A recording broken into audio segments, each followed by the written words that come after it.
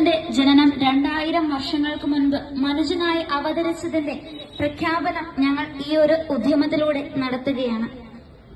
മനുഷ്യനിലേക്ക് ഇറങ്ങി വന്ന ദൈവത്തിന്റെ ഉദ്യമം ഒന്നായിരുന്നു. കാരണം എന്താണ് മനുഷ്യന്റെ പ്രയാസങ്ങൾ എന്ന് അറിയാൻ വേണ്ടിയിട്ടാണ് ഈശോ നമ്മിൽ ഒരുവനായി മനുഷ്യനായി ഭൂമിയിലേക്ക് എത്തിയത്. മനുഷ്യന്റെ പ്രയാസങ്ങൾ അറിഞ്ഞ് അവൻ എങ്ങനെയാണ് ദൈവത്തിൽ നിന്ന് അകന്നു പോയത് എന്നറിഞ്ഞ് പാപങ്ങൾക്ക് പരിഹാരമായി കുരിശിൽ ഏറിക്കൊണ്ട് നമ്മുടെ പാപ പരിഹാര ബലിയായി ഈശോ കുരിശുമരണം വരിച്ചു. അവിടുന്ന് പറയുന്നു, തന്നിൽ വിശ്വസിക്കുന്ന ഏതൊരുവനും നശിച്ചു പോകാതെ നിത്യജീവൻ പ്രാപിക്കുന്നതിന് തന്റെ ഏകജാതനെ നൽകാൻ തക്കവിധം ദൈവം ലോകത്തെ അത്രമാത്രം സ്നേഹിച്ചു. ആദത്തിലൂടെയും ഹവ്വയിലൂടെയും മനുഷ്യവംശം ദൈവത്തിൽ നിന്ന് അകന്നു പോയപ്പോഴും നമ്മോടുള്ള സ്നേഹം ദൈവത്തിന് അറ്റുപോയിട്ടില്ലായിരുന്നു. അതുകൊണ്ടാണ് രക്ഷകനായ ഈശോയിനെ ലോകത്തിലേക്ക് നൽകാൻ ദൈവം ആഗ്രഹിച്ചത്. ഇതിനായിട്ടുള്ള പദ്ധതി ദൈവം 2000 വർഷങ്ങൾക്ക് മുൻപ് തന്നെ, നൂറ്റാണ്ടുകൾക്ക് മുൻപ് തന്നെ പ്ലാൻ ചെയ്തിട്ടുണ്ടായിരുന്നു. ഒരുപാട് കാര്യങ്ങൾ അതിനു വേണ്ടിയിട്ട്, അതും ഓരോരുത്തരിലൂടെ ആയിരുന്നു അത് പ്ലാൻ ചെയ്തിട്ടുണ്ടായിരുന്നത്. അപ്പൊ നമ്മൾ ഈ ഒരു കാലഘട്ടത്തിൽ ജീവിക്കുമ്പോഴും നമുക്ക് നൽകിയിരിക്കുന്ന ഒരു ടാസ്ക് എന്ന് പറയുന്നത്, നാം കണ്ടുമുട്ടുന്ന ഏവരിലും, നാം സംസാരിക്കുന്ന ഏതൊരുവനിലും ഈശോയെ കാണുക എന്നുള്ളതാണ്. നമ്മുടെ ചുറ്റുമുള്ള എല്ലാവരിലും ഈശോയുണ്ട്. അപ്പൊ ആ ഈശോയെ ഈ 2000 വർഷത്തിന് ഇപ്പുറവും കണ്ട് എത്തുക എന്നുള്ളതാണ് ഈ ഒരു കാലഘട്ടത്തില് നമുക്കുള്ള ടാസ്ക് എന്ന് പറയുന്നത്.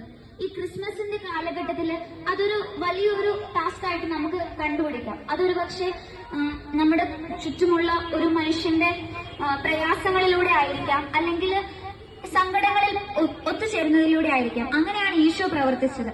അപ്പം അതുപോലെ നമ്മൾ മറ്റൊരു ഈശോയായി മാറി ചുറ്റുമുള്ള ആൾക്കാർ ദൈവത്തെ കണ്ടെത്തുക എന്നുള്ളതാണ് നമ്മുടെ ഉദ്യമം.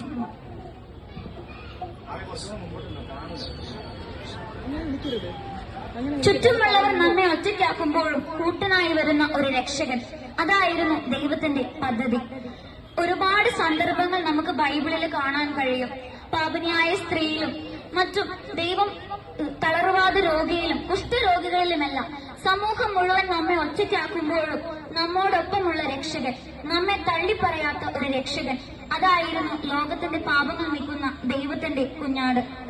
അത്യുന്നതങ്ങളിൽ ദൈവത്തിന് മഹത്വം, ഭൂമിയിൽ ദൈവകൃപ ലഭിച്ചവർക്ക് സമാധാനം. സമാധാനവും സന്തോഷവും ശാന്തിയുമായിരുന്നു അവിടുത്തെ സന്ദേശം.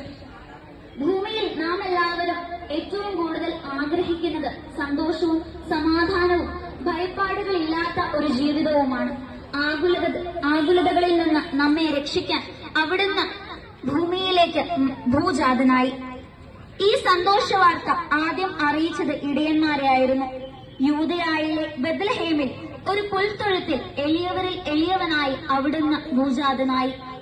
രാജാക്കന്മാരുടെ മീറയും കുന്തിരിക്കവും സ്വർണവുമെല്ലാം ഏറ്റുവാങ്ങി രാജപുത്രനായിട്ടാണ് ജനിച്ചതെങ്കിലും ദരിദ്രത്തെ പുൽകിയായിരുന്നു അവിടുത്തെ ജനനം.